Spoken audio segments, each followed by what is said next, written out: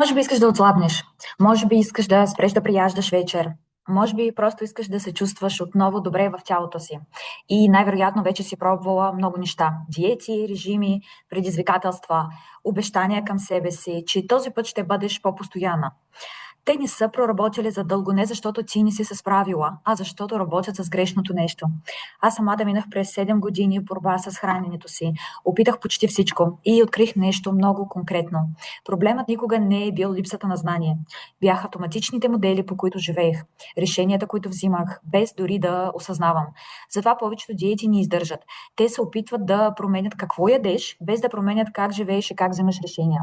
Как мислиш? Казвам за Диана за начин, кой съм нутриционист и личен треньор. И затова този подход работи различно. Тук не броим калории, не следваме строг режим, не се опитваме да преобърнем всичко от понеделник.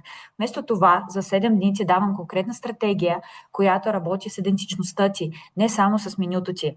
Балансирано хранене без крайности, движение като грижа, не като наказание.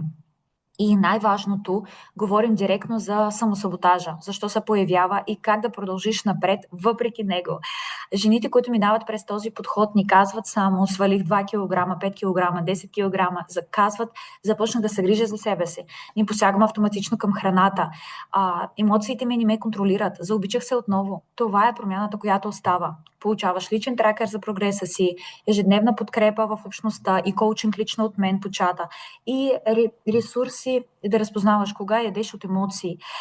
Във вътрешно сияние има над 100 жени, които вървят по този път точно сега. Няма да си сама.